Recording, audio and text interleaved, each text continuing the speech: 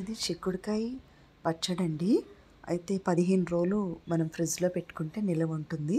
కానీ నేను 3 డేస్‌కే ప్రిఫర్ చేస్తాను. ఎందుకంటే ఏ పచ్చడైనా మనకి టైం గడిచిన కొద్దీ దాని ఫ్రెష్‌నెస్ అంత ఉండదు. కానీ ఫ్రిడ్జ్‌లో పెట్టుకుంటే మాత్రం ఎలా పెట్టామో ఫస్ట్ డే పచ్చడి అలాగే ఒక 15 డేస్ వరకు అయితే ఉంటుందండి. 3 డేస్‌కి సరిపడా నేను రెసిపీ చూపిస్తున్నాను. చిక్కుడుకాయలు ఫస్ట్ ముందుగా మనం ఉప్పు నీళ్ళతో నీట్‌గా వాష్ చేసుకొని, ఇది మాన్సూన్ కదా! బాగా బ్యాక్టీరియా కలెక్షన్ ఉండొచ్చండి. ఎలాంటి బ్యాక్టీరియా అయినా మోస్ట్లీ కిల్ అయిపోతుంది ఉప్పు నీళ్ళతో కడగడం వల్ల. ఆ తర్వాత ఒక కాటన్ క్లాత్ తీసుకొని చక్కగా చిక్కుడుకాయలన్నీ ఆరబోసుకొని ఫ్యాన్ కింద, ఆ తర్వాత తుడుచుకొని సిజర్‌తో front part, back part cut చేసి కొంచెం మనకు చూడగానే తెలుస్తుంది కదా! ఇది పురుగుందా లేదా అని చిక్కుడుకాయలో మనం ఐడెంటిఫై చేయొచ్చండి. సిజర్‌తో మనం కట్ చేసుకుంటూ వెళ్ళిపోవచ్చు. అలా 2గా విడదీసి మధ్యలో ఉన్న ఫైబర్ అంతా కూడా తీయక్కర్లేదనమాట. మామూలుగా సిజర్‌తో కట్ చేసుకోవడానికి చాలా ఈజీగా ఉంటుంది. ప్లస్ ఆ ఫైబర్ కూడా మనకి ఉపయోగం కాబట్టి దాన్ని అలాగే ఉంచాను. కొంచెం గింజలు ఉన్నదైతే చాలా బాగుంటుందండి పచ్చడికి. అయితే ఈ జస్ట్ మనము ఒక ప్యాన్ తీసుకొని దాంట్లో 2 చెంచాల పల్లి నూనె వేసి ఈ 3 కప్పుల చిక్కుడుకాయ ముక్కలు జస్ట్ మామూలుగా వేపుకోవడమే అండి షాలో ఫ్రైలో వేపుకున్నప్పుడు ఆయిల్ ఎక్కువ అక్కర్లేదు, డీప్ ఆయిల్ ఫ్రై కూడా ఈ పికిల్కి అక్కర్లేదండి. జస్ట్ మూత పెట్టి కొంచెం మగ్గించినట్టు చేసి హై ఫ్లేమ్లో కనుక వేపుకుంటే ఆలు ఫ్రై లాగా చిక్కుడుకాయ ఫ్రై లాగా అవుతుంది కదా. కొద్దిగా పసుపు, కొద్దిగా ఉప్పు వేసి మనం వేపుకోవాలన్నమాట.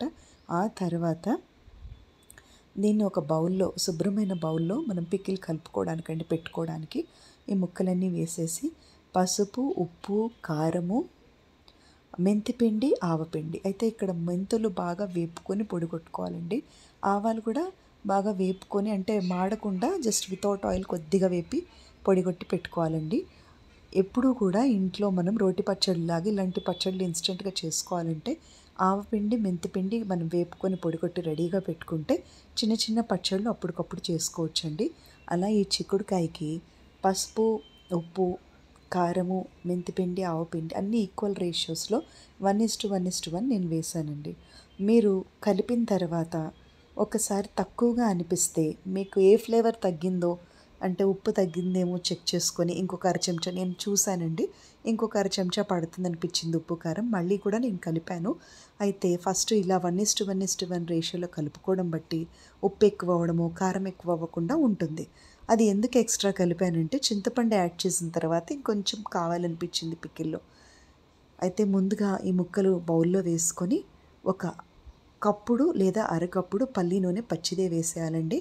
అందులో ఈ ఉప్పు, కారము, మెంతిపిండి, ఆవాల పిండి, పసుపు కొద్దిగే వేసుకోవాలంటే ఒక చెంచా వేసుకోకూడదు. పసుపు పచ్చిగా పెడుతున్నాం కదా వాసనొస్తుంది. ఒక పావు చెంచా పసుపు అయితే సరిపోతుంది. సో దట్ బ్యాక్టీరియా ఏది కలెక్ట్ అవ్వకుండా పికిల్ పాడవకుండా కలర్ కోసం కూడా. తర్వాత ఇందులో మనము ఆయిల్ వేడి చేయకుండానే రా ఆయిలే తీసుకొని నేను ఫస్ట్ ఒక అరకప్పు ఆయిల్ వేసి మీరు కలపండి. ఆ తర్వాత రిక్వైర్మెంట్ బట్టి ఇంకొక అరకప్పు ఆయిల్ కూడా కలుపుకోవచ్చు. అయితే చింతపండు సీడ్లెస్ టామరిండ్ అండి. దాన్ని జస్ట్ మనం ఉడికించుకొని ఒక 5 మినిట్స్ ఉడికించుకొని ఆ సీడ్లెస్ టామరిండ్ పేస్ట్ని మనం దీంట్లో కలుపుకోవచ్చు. ఇక్కడ ఒక యూస్ఫుల్ టిప్ అండి. మీకు కంఫర్టబుల్గా అనిపిస్తేనే అది ఫాలో అవ్వండి. నేను గమనించింది ఏంటి అంటే నిలవ ఉన్న చింతపండు పేస్ట్లు అయితే కొద్దిగా వెనిగర్ ఎక్కువగా యాడ్ అవుతున్నట్టుగా ఉంది అని నాకు అలా అనిపించిందండి.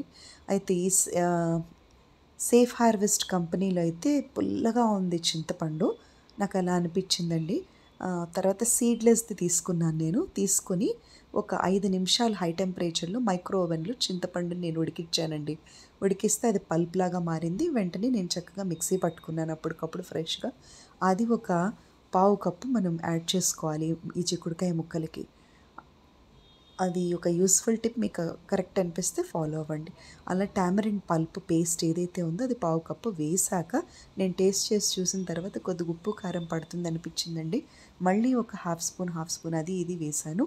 చక్కగా చిక్కుడుకాయల గింజలు ఉన్నాయైతేనే బాగుంటుంది. ఇప్పుడు మాన్సూన్ కదా, చిక్కుడుకాయలు బాగా వస్తాయి.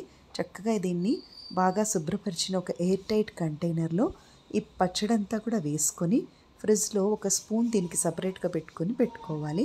కొంచెం వాటర్ తగిలినా లేకపోతే వడ్డించేటప్పుడు ఒక చిన్న మెతుకు దీనికి అంటుకొని పడిన ఫంగల్ కలెక్షన్ అనేది ఫాస్ట్గా జరుగుతుంది. అయితే పచ్చడి పాడైపోతుందండి. అలా కాకుండా జాగ్రత్తగా మనం ఒక ఎయిర్ టైట్ కంటైనర్లో పెట్టుకొని దీన్ని పద్ధతిగా మనం ఫ్రిడ్జ్లో కనుక పెట్టుకోగలిగితే ఓపికగా, అప్పుడు ఇది 15 రోజులేంటి 1 మంత్ కూడా ఉంటుంది. కానీ నేను జనరల్గా ఏ పికిల్ అయినా కూడా 3-4 డేస్ 5 డేస్ మ్యాక్సిమం కొంచెం కొంచెం పెట్టుకోగలిగితే, నేను అదే కదా ఒక క్లూ చెప్పాను కదండి ఇన్స్టెంట్గా. మన దగ్గర ఎప్పుడు కూడా దీనికి సపరేట్గా పోపు డబ్బాలాగా ఉప్పు కారము మెంతిపిండి ఆవపిండి రెడీగా ఉన్నాయనుకోండి, టమాటా పచ్చడి కానీ, ఇప్పుడు ఈ సీజన్లో టమాటాలు ఎక్కువగా ఉంటాయి కదండి, టమాటా పచ్చడి కానీ క్యాలీఫ్లవర్ పచ్చడి కానీ ఇట్లా చిక్కుడుకాయ పచ్చడి కానీ అప్పటికప్పుడు మనం 4 కొన్ని ముక్కలన్నా వేసి చేసుకొని చిన్న బాటిల్లో పెట్టుకుంటే సరిపోతుంది. ఎందుకంటే టేస్ట్ వైజ్ కూడా ఎప్పుడైతే మనం ఫ్రెష్గా పికిల్ పట్టుకుంటామో అంత రుచి మళ్ళీ మనకు వారం గడిచిన తర్వాత ఉండొచ్చు ఉండకపోవచ్చు. సో ఎప్పుడు కూడా 1 వీక్ సరిపడా చేసుకోవాలి. అయితే ఇందులో ఒక ముఖ్యమైన విషయం అండి, ఎప్పుడు మస్టర్డ్ సీడ్స్లో omega 3 omega 4 omega 6 fatty acids చాలా ఎక్కువగా ఉండటమే కాకుండా ఈ ఆవాలలో ఆల్ఫా లినోలిక్ యాసిడ్ అనేది ఉంటుందండి.